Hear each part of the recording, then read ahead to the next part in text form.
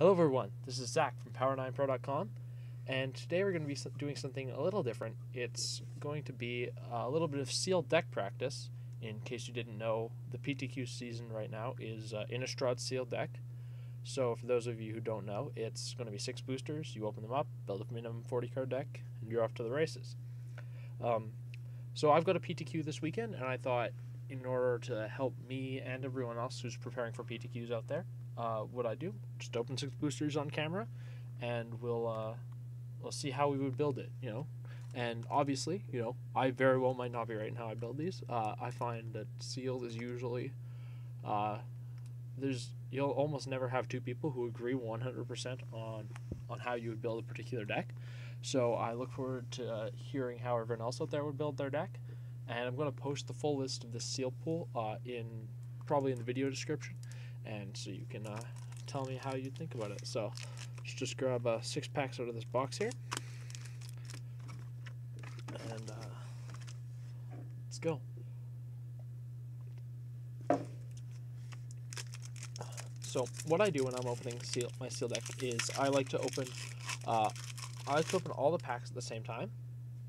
I find the rare, find the flip, take out the basic land, take out the tipper token. We don't really care about those. And right now, all I want to do is sort the cards by color. That's really all I want to do. So white, red, blue, artifact, blue, red, black, land, black, artifact, red, green. I also like to pay attention to the rares. I'm like, oh, well, we got a Witchbane arm, which is pretty much unplayable. Foil, Curse of the Pure Start, and our flip was a Reckless Wave, so nothing too exciting there. Again, usually, because you have to register your entire pool at a PTQ, oops, I opened one from my box, wrong one, but whatever. Because you're very constrained for time, I just pretty much open everything and just put it in piles like this to start, and on my deck list, I'll register my pool as soon as I've got this done, and not even think about building your deck. Obviously, you have to pass, usually, so you want to be doing that anyway, but sometimes you don't have to pass. So notice we got 2 Blazing Torches, so the Wicked, always good. Cackling Counterpart, ooh, and a Mare. Mare is very playable, nice little rare there.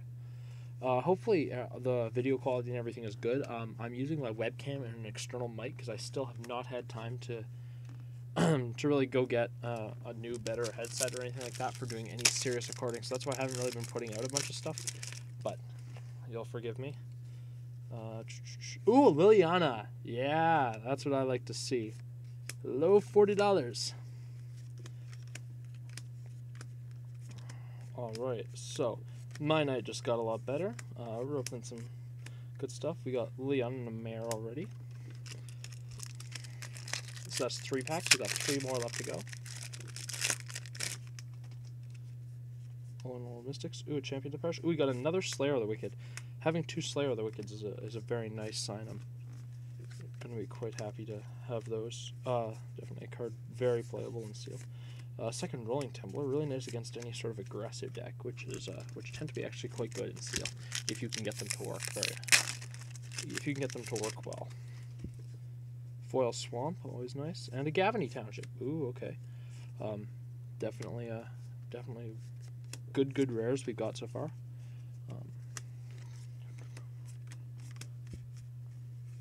Bonds of Faith, yeah. Mask, Banshee, Core. And we got one last pack.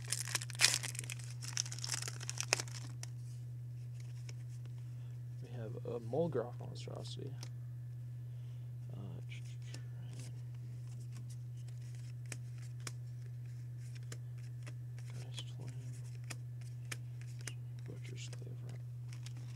Alright, is that 6 packs? I have 1, 2, 3. I have 6 pack wrappers. Alright, so now that we've got everything opened up, and since when you're at a PTQ and you do a deck swap, this is pretty much how your picks should come to you. They should already be sorted alphabetically and by color.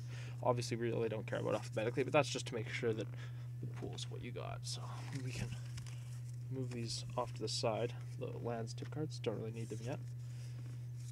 And so what I like to do is go through each of the colors and separate them into 2 piles. The one pile will be cards that I would be reasonably happy with having in my main deck, and other cards that I pretty much really don't want to play at all. So Spare from Evil, Combat Trick, not a fan. Selfless Cathar is actually quite playable. It lets you make your board states really awkward for your opponent, and it really helps out your combat math a lot. And so it's like the whole threat of activating this guy is even better a lot of the times than just the effect itself. Spectre Rider, playable if you've got an aggressive white deck and can support the mana cost. Bonds of Faith, obviously premium removal. Champion of the Parish, very good if you have the humans to support it. Slayers the Wicked, obviously really, really good. Cathar we talked about, Spare from Evil, and Doom Traveler. So we don't have a bunch of white, but the white that we do have is pretty good. Like Double Slayer Bonds of Faith right there is like something that I'm looking to splash. And if we were to play Champion of the Parish, we already have like 5 humans. I don't really want to play double Cathar, so I'm going to put 1 here. If I play a Cathar, I'll be just playing 1. It's usually one of the cards I will cut. Stitcher Apprentice, I think a lot of people underrate this card. It's really good because in addition to letting you trigger Morbid, which is something that's a lot harder to do than you would think, it lets you pretty much have infinite blockers. If you sack a creature 1 time, you just block with a creature, sack, you make a token, and you block with the token or whatever, and then just and sack it before damage goes through. Obviously, it doesn't work against trample, but you know, also lets you dodge removal spells and make them a lot less good for your opponent. So definitely very good. Stitch Strike, very good. I really like flyers in this format. I think it's a strategy that allows you to come out ahead, especially against any sort of green or red based mid-rangey type deck. I really like flyers. Again, Moon Heron. Just what's the blue drake? It's Snapping Drake. It's a Snapping Drake. Hysterical Blindness, not a fan. Doesn't really do much. Spectral Flight's playable, but it's got like it always has the downside of just being an aura that just buffs your guys and doesn't really do anything else, and makes you open to 2-for-1s from removal and whatnot. We have Dissipate. Dissipate's playable. Not looking to start it because that format can be very fast. Again, Spectral Fight. Mauler is fine. Frightful Illusion is like it can be a blowout if you get them with it, but once you get them with it, they'll play around it, and it's usually not that great. Claustrophobia is obviously premium removal. Cackling Counterpart I really like. I haven't played with it, but it seems really good. Clone effects are always fine, and an instant speed clone effect is like really good, let alone flashback. Stitcher Apprentice. We have 3 Stitcher Apprentice, so that's something we definitely want to consider. So if we have things like Falcon Wrath Nobles or Selhoff Occultist, well, like anything that triggers off stuff dying or coming into play, 3 Stitcher Apprentice will hopefully be really good. We got another Moon Heron and an Armored Scab. Armored Scab's playable. It depends on your archetype, how defensive you want to be. So I'm looking. It's like, okay, well, we got some flyers and we got some we got some flyers. We got some Stitcher's Apprentices, and we have a bunch of like support cards, including one like pretty good removal spell. All right, let's move on to black. Typhoid Rats, it's playable, but I really don't want to start it. I would rather have this in slower decks where you have a good late game and you just need to get in the way and trade with their early drops. Like you need to trade with their 2 and 3 drops, and you don't have many other creatures that can do that effectively. Typhoid Rats is playable. Markup Perdition, very fair, very fine. Dies to a lot of stuff, but the lifelink's pretty good. Corpse, just a Grizzly Bears, it's fine. Banshee, one of the most overrated cards in the set. As we said, Morbid, very hard to activate, but with triple Stitcher's Apprentice, it's a lot easier for us than it will be for some people. But even with those apprentices, it's going to cost us 7 mana to trigger this with Morbid. So definitely something you want to keep in mind when you're building your deck. Curse of Oblivion, not playable. Mothmire, really not playable. Corpse Lunge is good. Brain Removal can be good if you really need like a Morbid trigger or something like that. But again, Double Stitcher's Apprentice, I don't think we need it. We'll see. Victim Knight, good removal, not playable. Fen Snake, it's like the same problems that Markup Perdition has, except it's like it's worse if it dies because it's a 4-drop. So Liliana is obviously very, very good. Tribute to Hunger, very good. It's one of the few outs in this format to Invisible Stalker, which is a card I really don't like. Not that I don't think it's bad or anything. I think it's extremely good, and I think there aren't enough answers to it in the format.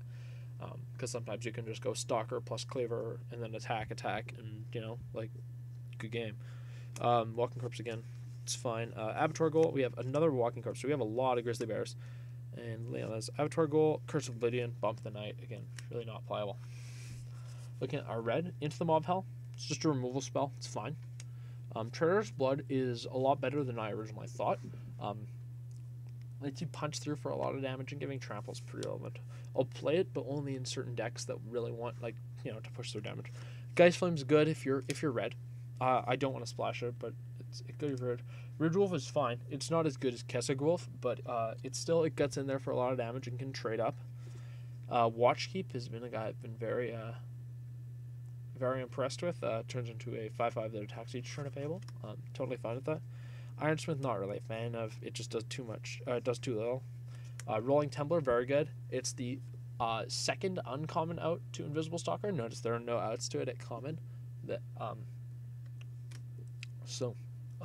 Yeah, I really like that. Again, it can be more of a sideboard card if you want to splash, perhaps. But it's perfectly reasonable. I really like it. I've been happy every time I've had it. Desperate Ravens is a card I haven't had a chance to play with yet. I don't think it's terribly good. I just really don't like cards that randomly do bad things to me. Like something like Make-A-Wish is, in theory, I'm not defending Make-A-Wish, but at the worst, you get something less good. And something with like Molesgraft Monstrosity, it's the random creatures. Like, you're still getting 2 creatures out of your graveyard into play for free, pretty much, when your creature dies. So, but when this makes you discard a random card, it could really screw you over, and so that's why I'm a little leery of playing it. If you have like a Burning Vengeance deck in draft or something like that, obviously it's good. Night Revelers is fine. It's a Bonebreaker Giant / for Moray Nomad, and it can have haste. Ashmouth Hound's really good. Blocks 1 toughness creatures very, very favorably, and can trade up for 3 toughness creatures. Tormented Pride is not good. The more and more people have been playing with this card, it's just not good. Like 3/2 for 4 is just like not what you want to be doing in this format. I don't have enough vampires to play Vampiric Fury profitably. In draft or whatever, if you have like a bunch of vampires and like can play 2 of these or whatever, it's really good. Or it's not really good, but it's very reasonable. It's a pretty good trick. But I don't think this is the pool we want it. We have another Templar, which is really good. We have Reckless Wave. Reckless Wave, good in the aggressive decks, but this is not an aggressive pool, it looks like. Like, we have a bunch of walking corpses, but that's not really what I want to be doing with my pool. Curse the Pierced Heart, same thing. It's just too slow, doesn't do it, like, enough, I find. Vampiric Fury, and we have a second Geist Flame. So, you know, red's okay. So in green, we have Bramble Crush, not a card I really want to main board. We have Molesgraft Monstrosity, very, very good card. I had this in the Magic Online Judge Open this past weekend. Very powerful for sure if you can get up to it, especially. Moonmist, good if you have the Werewolves. I really don't think we do. Remember, since it's sealed, you only have 6 flip cards plus foils, so it's not, it's not going to do a ton. And since we're probably not even playing a bunch of ours, not great. The Sleuth, Woodland Sleuth, not a fan. Again, it's just random, and again, hard to trigger Morbid. If we have all those Stitcher Apprentice, it's okay, but still, it's like a situational Gravedigger that makes you jump through hoops, and you still only get a creature at random. You don't get the one you really want. So, Spider is fine. I like I said, Flyers are very good, so I think having the defense against Flyers is very good. The Mystics are very fine. It's Tail Giant that becomes a 5/5 Regenerator. I'll play them every time if I'm playing green. Caravan Vigil is an okay fixer. Again, I'm not really looking to play it, but if we don't have Amulet and we really need the fixing, it's reasonable. Mare, obviously, very good card. Happy to have this if we can play it. Sleuth and Bramble Crush, again, we already talked about those. So, I'm going to take all these cards away, and I'm going to put them in a stack over here. And let's look at the artifacts. Butcher's Cleaver, making our deck pretty much every time. It's really good. You really want to have humans, though, is the big thing, right? The lifelink in this format is very huge when you're swinging through for massive damage. We don't have an Invisible Stalker, which is where this card really gets instained, but still very, very good. Mask of Avacyn is a card I've been really impressed with because it's very frustrating to play against. You'll notice our pool, like several pools, has no dedicated artifact or enchantment removal. We have 2 Bramble Crushes, but no Garages and no Naturalizes. So something like this, especially if you've got Flyers or whatever, the mask can be very good. It is 3 to equip, so playing 2 equipment that are 3 to equip is definitely something we want to take into account when we're coming up with our final list. But the Hexproof I find is very good if you can stick it on a bomb or even just an evasive creature. Ghoul Caller's Bells are unplayable. Silver Dagger is fine. Being only 2 to equip is pretty huge. Then we have 2 Blazing Torches, Cellar Door, Witchbane, or Cobbled Wings I'm not really too impressed with. Like, you can play Cobbled Wings, but not really a fan. Witch Favor just does nothing. Celador, just not enough effect for what you're putting into it. So I'm for sure going to play these 2 Blazing Torches, and I'm going to play like somewhere between 1 and 3 of these equipment.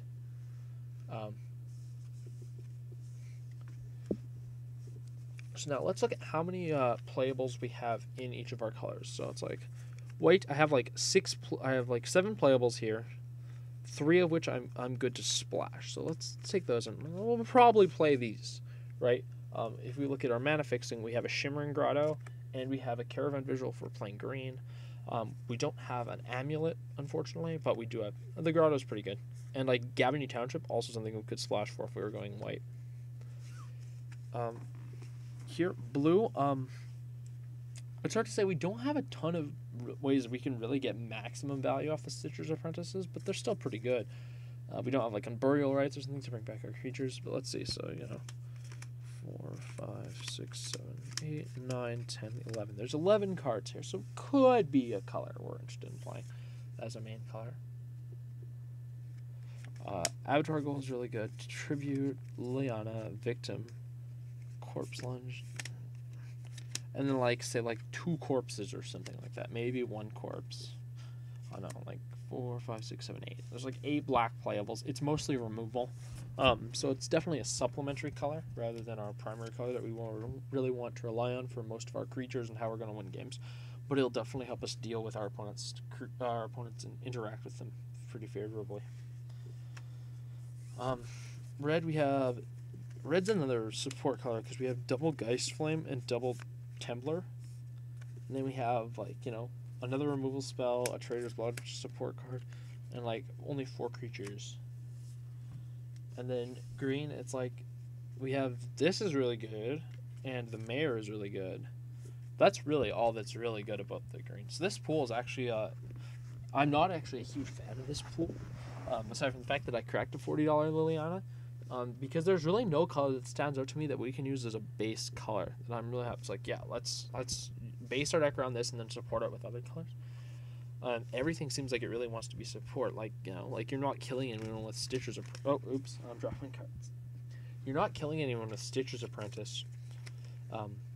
Right? You're just getting slight value and making their stuff slightly worse. You're not killing anyone with Liliana, really. They're pretty much going to attack it soon. My question is with this pool is how are we going to win games? So, that's why the blue is attractive to me because you have those 3 flyers. I think that could be that might be what we need, but I really would like more, or I would like some sort of thing like one of the tribal zombie cards would be really useful. I'm just gonna look through here again. There's nothing that really... we could play a Fence Snake. We might have to play a Fence Snake. If we play all this removal, Fence Snake becomes much better. Well, it becomes better. If we don't have to risk it trading it down in combat, then, yeah. And, we could play this Pariah, but I'd rather not. So this is what I do. I like going through it, seeing what's playable. Usually, there'll be, 2 or 3 colors that'll be obvious that you want to play, and there will usually be 1 or 2 colors that are really obvious that you do not want to play. So here we have for our green, not much. If we're splashing, we're going to splash the Mayor, and the Gavany Township is in essence a green card because we're more likely to be primary white, although I don't think we will be. So these are in essence 2 green cards we would consider splashing. Note, we're not going to play Caravan Vigil because it makes no sense to splash for fixing. Right. We're Shimmering Grotto. It's making the deck. I don't like Ghost Quarter to Ghost Quarter yourself. Yeah, sometimes you have to, but I really don't want to mainboard this in sealed. I really just want to play lots of colored sources, rather than having to get gimmicky with my Ghost Quarter. All right, so let's look at how these different colors match up in terms of curve. This is one thing that I like to do that lets you see how different ways you could build your deck will match up. So we have Fence Snake at 4, Patrician at 3, we have some number of corpses at 2, Banshee at 5, although it's really probably a little higher, Liliana at 3, Corpse Lunge at 3, Victim at 2, Tribute Hunger at 3, and Abattoir Goal at 4. So it's okay. There are creatures and there are removal spells, okay? Yeah, it's not the worst. So let's try overlaying the red onto it. So if we play like a pariah, hound, that, and like this at 6, these at 3, and these at 1. Like you have 4, 5, 6, 7, 8, 9, 10, 11, 12, 13, 14, 15, 16, 17, 18, 19, 20, 21. That's 21 cards, and we'll assume we're playing the torches, which is 23. And then this doesn't have a bunch of humans, so I think the mask is better than either the cleaver or the dagger. Like you could also make you can make a case for dagger, just because if you go turn 1 dagger, turn 2 like a corpse, and then turn 3 attack, it's like for a fair bit. But they can still just play any 2-drop and trade for value, whereas I think the mask is slightly better. Like mask on a fence snake makes it a 6/3 hexproof, which is a lot harder to deal with than a 5/1. Again, like on flipped Halimar Watchkeep, on any of our on like our patrician or whatever. So that's definitely one way to build it. I'm not a huge fan of this, but let's see where else. I think black base is the way I want to go. And the other thing is, like, you have a lot of removal with this deck, but it's all like situational. Like there are some decks where you really want cards like Geist Flame and Rolling Templar against, but any of the slower decks that are relying on big bombs to kill you, like these are not going to be good, and you're going to want more of the Victim of Night, Corpse Lunge, maybe not even Corpse Lunge, Tribute to Hunger, depending on how controlling they are, and Into the Maw of Hell. You want those more than just these things that are like good on good against against smaller creatures. Let's see if we were to play it with a blue. So this is where we would definitely want to cut like 2 corpses or something like that, or maybe play like 2 apprentice, 2 corpse or something like that. And like a dissipate. Take all that out. A dissipate, a mauler, claustrophobia is a removal spell. Cackling Counterpart, in essence a creature, Scab, Drake, and the 2 herons. Alright, so this is, we have more creatures and fewer spells. How many humans do we have? Again, we have like no humans. So again, I'd want to play like the torches, and then probably the mask, wherever I put the mask. Okay, here's the rest of the... I'd probably play the mask.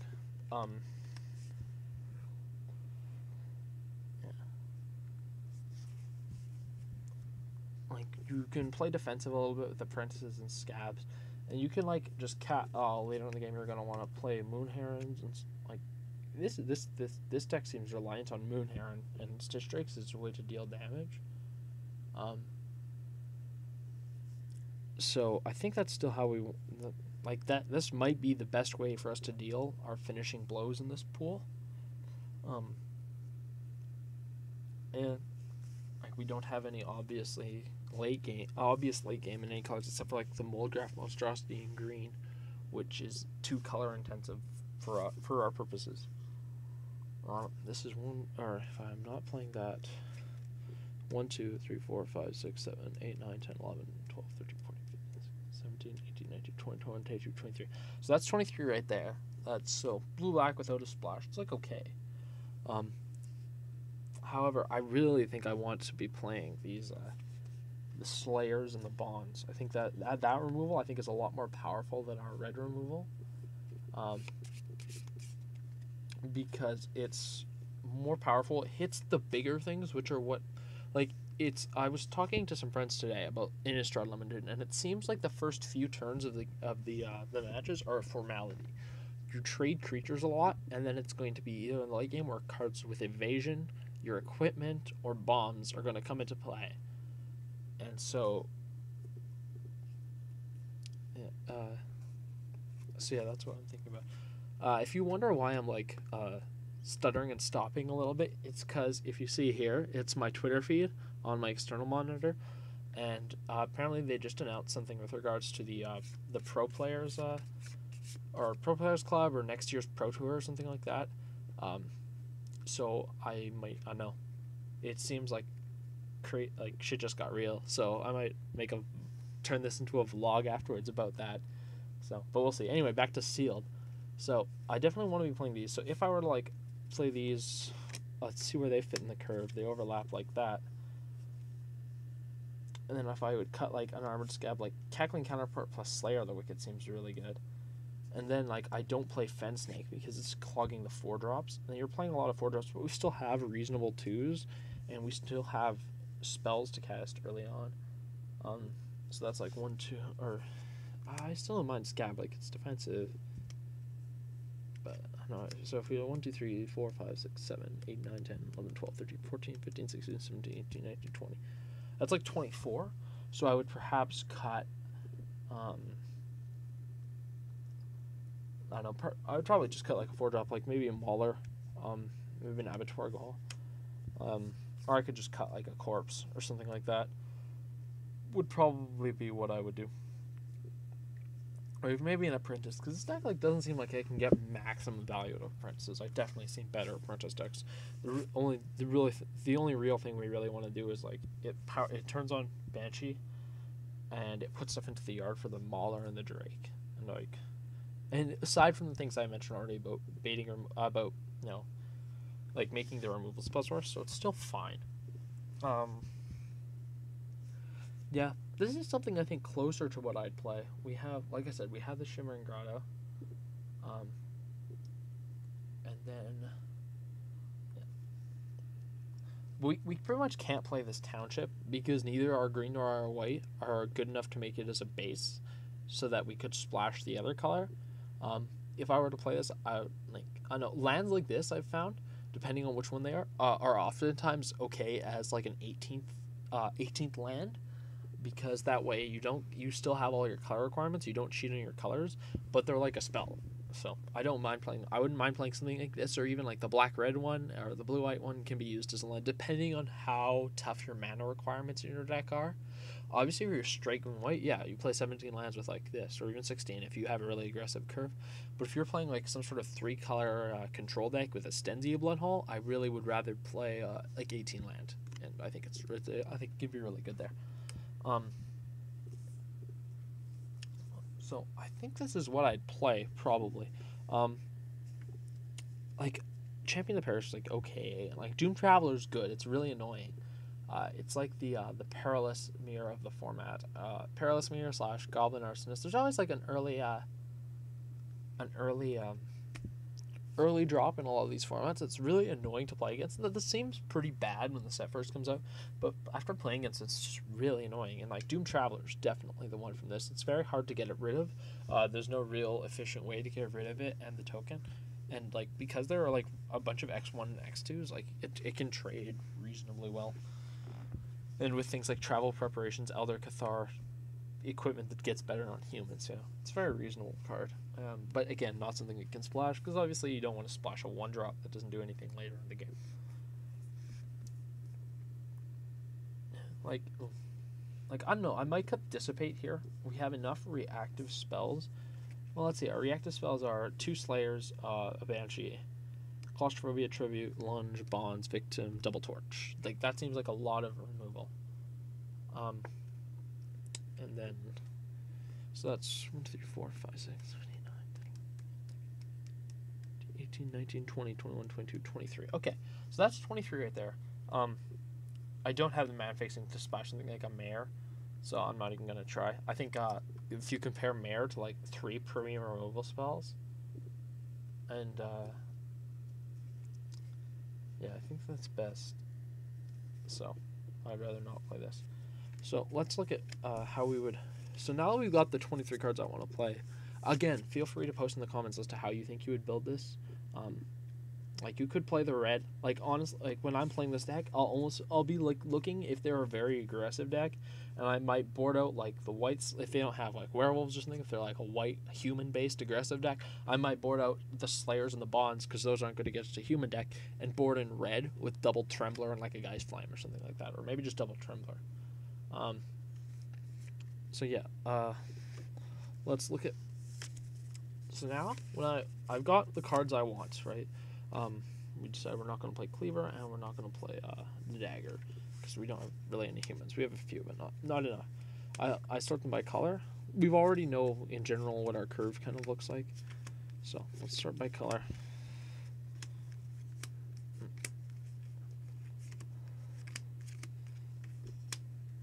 Alright. So here we have 1, 2, 3, 4, 5, 6, 7, 8, 9 black cards, several of which are well, 3 of which are double black. We kind of want to drop Liliana on turn 3. We don't really have a way to make her discard effect good, but like, you know, discard it. We discard to our Stitch Drake and our Mauler. We can discard Cackling Counterpart. It's mostly going to be like, we'll probably go like sack a creature and then we'll +1 and then sack a creature again, depending on how the game's playing out. It's also like in the late game when we don't have any cards in hand, you can use it. I think it's still pretty good. I've not played with it in limited though, so I may be way off base. I may be drastically overrating her. Definitely a possibility. But so like, you know, like removal spell, 5-drop / removal spell. Here, like Stitch Drake's not coming online on turn 3 most likely unless we trade on turn 2. Claustrophobia is so good in late game. Cackling Counterpart, again, late game spell. So it's good that, like, despite us being 3 colors, we're going to have, we don't need our double color commitments till later. So we have 8 blue spells, 3 of which take double blue, and 3 of our black spells take double blue. And then we have 3 single white splash cards. So how many lands? Normally, 40 card deck, 17 land. We've got a Shimmering Grotto, so we go to 16. We have 16 land slots left. Now, I think I want like 1 or 2 planes. I think 2 planes would be good. You know, let's grab some land out of this box. Let's say we want 2 planes. Okay, that seems reasonable. Shimmering Grotto is like I really like Shimmering Grotto in that it lets you splash, but at the same time it lets you not just draw your splash colors and get screwed over by not being able to play your main colors. And so now I think I just want like a slight black over blue. Yeah, it's just because I have slightly more, or I have the same number of double black, but like because I want to drop Liliana earlier, I think it gets super close, right? Or actually, it doesn't even matter. Sorry, I've done my math wrong. So 17 minus 3 lands that we've got here, 14. I pretty much want to play 7 swamps and 7 islands. Let's see. 1, 2, 3, 4, 5, 6, 7. 1, 2, 3, 4, 5, 6, 7. So that's probably how I built this deck. I'll just go over the deck on video one last time, and then we'll wrap this up. So we already went over the land: 7 swamps, 7 islands, and 2 plains and a grotto. 2 moon heron, 1 makeshift mauler, 2 Stitcher's Apprentice, 1 claustrophobia, 1 Stitch Drake, 1 cackling counterpart, 1 Bonds of Faith, 2 Slayer of the Wicked, I think 2 Walking Corpse, Abattoir Ghoul, Morkrat Banshee, Liliana of the Veil, Markov Patrician, Victim of Night, Tribute to Hunker, Corpse Lunge, and 2 Blazing Torches, and a Mask of Avacyn. That's the deck. That's probably how I would build it. Like I said, feel free to post in the comments below. And I may or may not be back with a vlog about this Planeswalker Point / Pro Tour catastrophe.